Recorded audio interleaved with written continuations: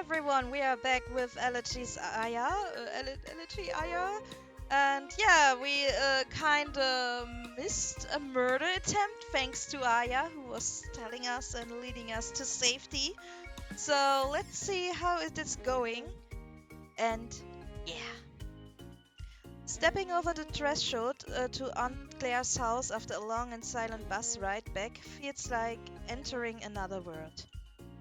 Was it really only a few hours ago that I so cheerfully lied about my destination before heading out the door? You could tell me it had been years since then, and I'd believe you. Maybe this is how Aya felt in the limbo of her life in the hospital, with time ceasing to have the same meaning as it does to everyone else. Hey, kid. My aunt greets me with a smile from the couch as if it's a completely normal afternoon. How was hanging out with your friend? It was good.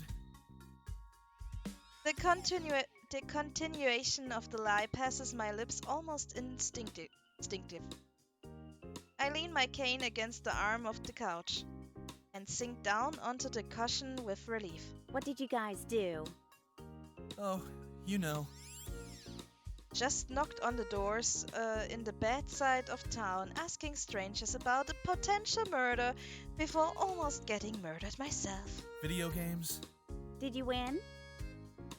There's a hint of sarcasm to my aunt's smile as she asks the oversimplified question, and it makes me chuckle. Yeah, totally. That's my boy.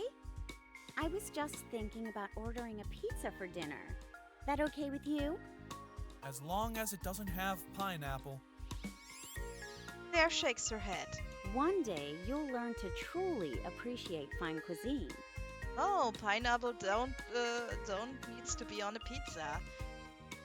Or do you love your pizza with pineapple? Let me know, guys, because I'm not the pineapple on pizza type. What about you? But all right. Oh, she's sad. How about good old pepperoni? Sounds good.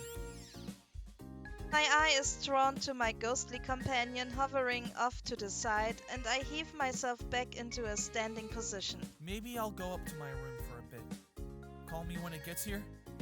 Okay, but if you take too long coming back down, I'm going to eat all the garlic bread myself. You'd get fat. Bread makes you fat? I laugh at the exaggerated incredulity in my aunt's eyes before turning away to begin my slow ascent up the stairs. In contrast to her usual exuberant movement speed, Aya lingers behind me a bit, drifting into my bedroom at my shoulder. I sit down on the bed and peel off the velcro of the moon boot, freeing my weak leg from the padding. I collapse onto my back as I stretch out my sore ankle. Aya is still silent as she floats in the corner of my vision. A wide yawn overtakes me before I can finally speak to her again. I think I might take a quick nap before the pizza gets here. Want me to put on your audiobooks? She shakes her head. That's okay, I think. I'd rather just be quiet for a while. What happens, Aya? I have a lot to think about. Okay. Suits me, as my eyes are beginning to drift shut. I'm not sure I could summon the energy to get up and press play on my phone if I had to. You know you can... Another yawn forces to pause into my sentence. You can talk to me about anything. Yeah, I know. Thanks, Zach. That's the last thing I hear her say before I'm out like a light.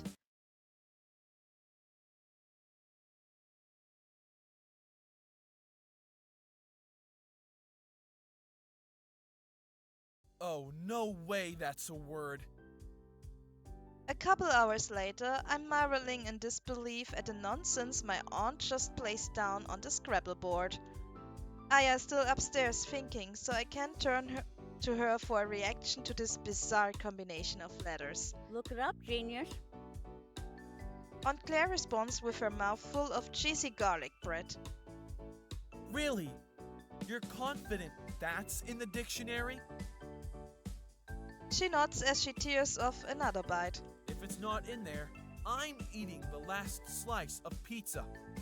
Ooh, you're on, kid. I type the letters into my phone web search, making sure they don't get autocorrected into something worth way fewer points. I sigh heavily as the page loads and Aunt Claire creans. Well, Asthenia, strength, vigor, or vitality. I read out the definition with reluctance. Claire grins as she swipes the last slice of delicious pepperoni goodness from the cardboard box beside us. I was learning weird words to beat your dad at this game before you were born, kid. She takes a triumphant bite. You and Dad used to play Scrabble? Scrabble, Mastermind, Monopoly. We played all kinds of games when we were kids. Back when the games were all physical objects, of course. In the Dark Ages. What's Mastermind? You never played Mastermind? Man, I'll have to see if they still make it these days so I can introduce you. It's a pretty simple game, but it can get challenging. One player arranges 4 pegs in various colors into a secret code, and the other tries to deduce the answer through logic and the process of elimination. Say my first code is yellow, green, blue, yellow, and your first guess is red, yellow, blue, white. I have to indicate to you, with these other smaller pegs, that you've got one color smack dab where it needs to be, and that you also got another color correct, but not in the right place yet. But the thing is, you don't know which one is which. Maybe you assume red and white were the correct ones, and your next guess is totally wrong. And you haven't even considered yet that I might have double yellows. Aunt Claire waves her hands around like a cartoon villain describing their evil plan. You used to just sit around staring at pegs on a board? Your childhood sounds boring. I grin so she knows I'm just teasing her like she does to me. Actually, I can imagine that game being pretty fun. Just you wait, kid. You'll regret your words and deeds when I find a copy of the game and prove myself to be the one true mastermind. I think all you're proving is that you're a big nerd. No way! Your dad was the nerd. I was really cool when we were younger. I was the one who went out to parties while he stayed home and studied. Yeah, sounds like our dad. Parties where you sat around playing Mastermind? No, cool parties. Parties where we did stuff I'm not going to tell you about until you're old enough to drink. That sounds like a convenient excuse to avoid admitting how totally uncool all your parties were. Yeah. Didn't your dad ever tell you stories about how much trouble I was always getting in with Mom? I mean, your grandma? It was because I stayed out late being cool. Ooh, one time, I skipped school to go on a road trip with my friends to see our favorite band playing a whole day's drive away. It was awesome. I didn't get home until the next night. And then I was grounded for a month. But it was absolutely worth it. I smile at the mental image of a younger version of my aunt rocking out at a concert with her friends, and then getting jailed by my grandmother. All right, you got me. That does sound at least a little bit cool. Did Dad ever do anything like that? Well, most of the time he was a goody two-shoes. But I do know of one time he skipped a couple classes. Really? My dad? Both of my parents were incredibly academically accomplished. They had to be in order to have the careers that they did in cutting-edge scientific research. The walls of my dad's office were covered with framed diplomas and certificates and awards. It's hard to picture him ever putting anything ahead of his studies, even as a teenager. Yeah, really. I was about your age, and my first girlfriend, Katie, had just dumped me during lunch in the cafeteria in front of Oh. all our friends. Auntie Claire is at least bisexual? That's cool. That's really cool. I was so upset and embarrassed. I wanted to run away and never show my face at school again. Or at least not for the rest of the day. But Mike caught up to me when I was on my way off campus and tried to stop me. He went on and on about how many absences I'd already had that year, and how much my grades would suffer if I skipped the afternoon again, but I refused to go back. Finally, he said that if he couldn't convince me to go to class, he could at least supervise me instead of letting me run around town alone. So we went out for ice cream and killed time looking around stores until it was time to go home for dinner. By then, I had practically forgotten all about Katie. I was just having fun hanging out with my big brother. It was a really nice day. There's a hint of sadness to Aunt Claire's smile as she reminisces. That's a cute story. It sounds like Dad was a good brother. Yeah, I miss him. Me too. It feels comforting rather than painful this time to think about my dad now that Aunt Claire is here going through the same grief. But she doesn't wallow in it for long before getting back to business. Okay, kid, you've distracted me for long enough. It's your turn in Scrabble. Do I even have to try? You're already beating me by like 100 points. Of course you have to try. If there's one lesson that it's my responsibility to impart to you as your guardian, it's to never give up. But I'm tired. I'm joking. A little bit. But it's also true. It's been a long day. Tough luck. You can sleep when you've proved yourself on the field of battle. Okay. Give me a minute to come up with a good move. I turn back to pondering the Scrabble board, searching for anywhere I can fit in a decent scoring word. Aunt Claire rests her chin on her hand and watches me, a warm and caring smile on her face. I lost. This is the end. I lost. Hey, Zach! Zach! Huh? What?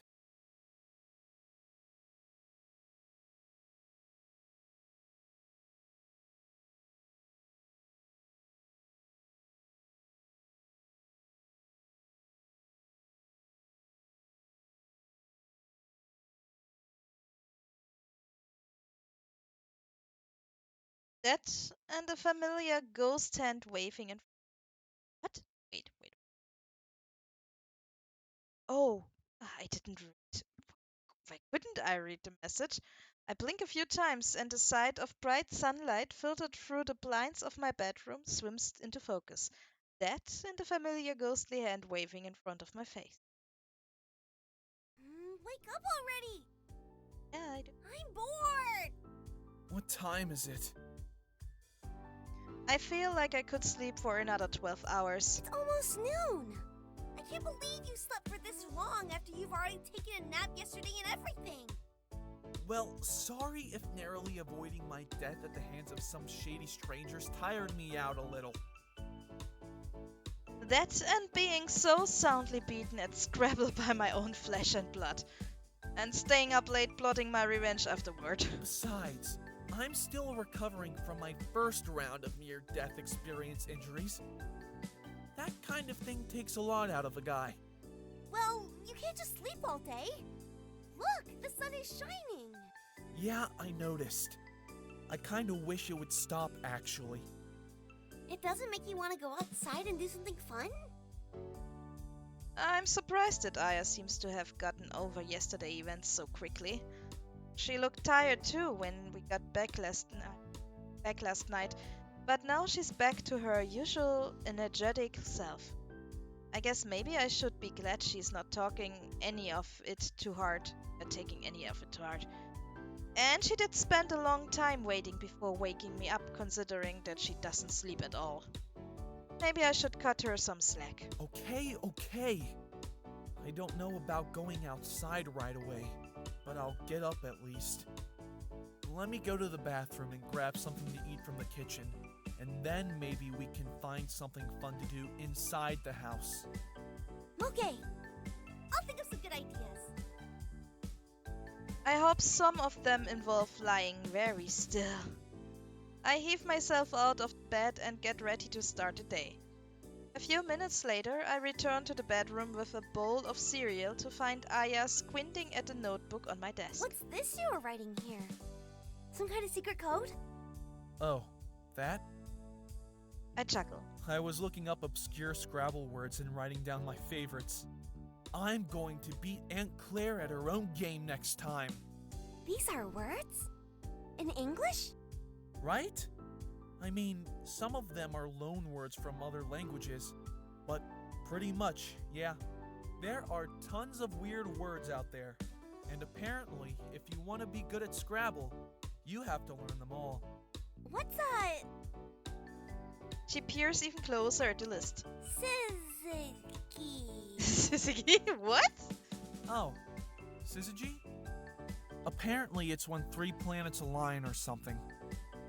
Tough to play since there's only 2 Ys in the game, but if you stumble across them in a blank tile for the 3rd one, you can get a ton of points. Want to help me look up some more? Yeah! Show me the weird words. I sit down on the bed, open up my laptop, and begin to reacquaint myself with the tabs I had opened last night. Ooh, click on that one. Aya provides her opinions on which words are most interesting, and I have fun trying to pronounce them in between bites of my cereal. Oh, Canat! I know that one. It's a kind of tunnel for moving water around. Oh, that's going on the list for sure.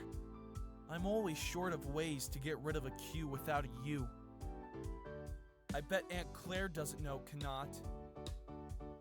I scroll the word down on the list. Just as I cross the T, I hear a knock on the front door of the house. After a brief pause, the knocking continues with even more vigor. Should you get that? Nah, I'm sure Aunt Claire heard it too. It's not like anyone would come here to talk to me. Sure enough, a few moments later, I hear my aunt's footstep moving around downstairs. Another knock, louder and more impatient this time, rings out before she reaches the door. Who do you think it is, then? It's kinda dangerous. I don't know. Package delivery? Oh, let's go see! I love getting packages in the mail.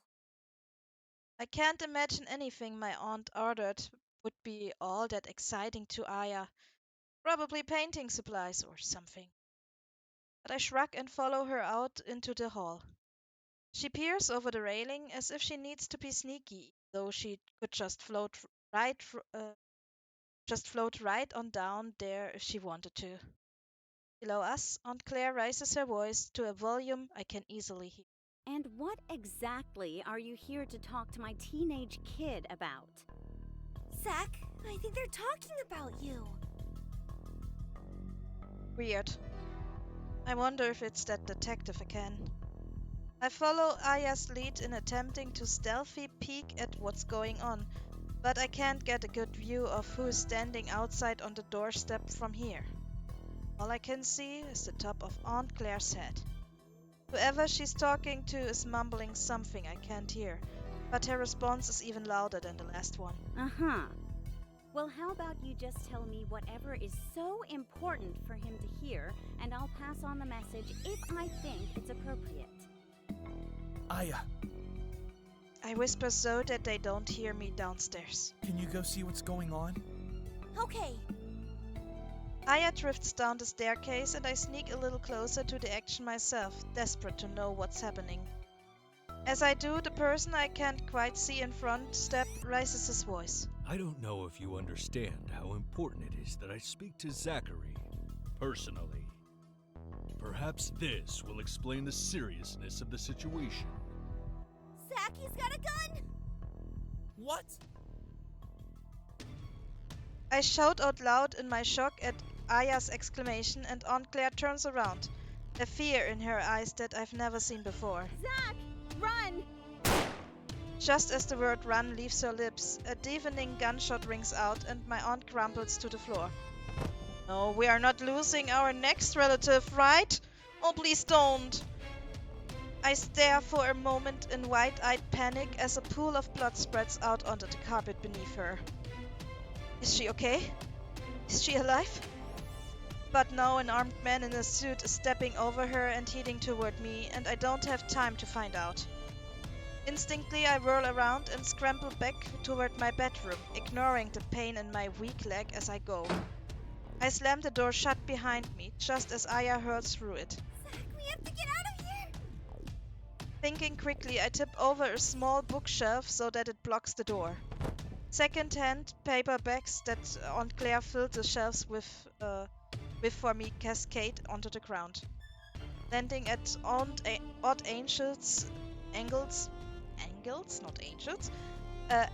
with their pages crumpled by the impact. Aunt Claire even built that bookshelf for me herself. She really wanted me to have enough furniture that this place would feel like home. I remember her crouched on the floor debating how the pieces were supposed to fit together, swearing when her first attempt turned out to be wrong and she had to yank out a few already hammered-in nails. And then she laughed and put it back together. Right way this time. For me. Now she's lying in a pool of blood on the floor downstairs, and the bookshelf is all holding the man who shot her back from bursting through the door and doing the same to me. The door shakes and heaves as he slams into it from the other side, and I can tell the bookshelf won't hold him for long. Just like Aya said, I have to get out of here. And of course, there's only one way. At least this time the window isn't too hard to open. You'll be okay, Zach. Aya offers encouragement as I sling my messenger bag over my shoulder in an attempt to save at least a few of my possessions. You got away from those other shady guys yesterday, and you can get away from this one too. There's a tree just outside the window. If you reach out, you can probably jump and grab one of the branches and climb down. You can do this. As much as I appreciate her positive attitude, I also know that aiming and strategizing as I fall is beyond my capabilities. The moment I look out that window, my body will consumed by too much fear and panic to think of anything else. I just have to hope that the tree breaks my fall. Whatever happens, it can't be as bad as what's waiting for me on the other side of my badly barricaded door. I grasp either side of the windowsill and close my eyes. Oh boy. Oh boy. You're so close to dying again. Yeah, so close, and I make a break here because it kind of suits us to end it with a cliffhanger. I hope you are there next time. Um, Do you think it was Mr. Kid or his partner, or do you think this is another person? And what did we have gotten ourselves into? Let me know in the comments. If you are new, please left a like here, or subscribe would help much to my channel. Also for the new English content. I know my English is a bit crabby, but I hope you still understand me. So, until next time, everyone, bye bye.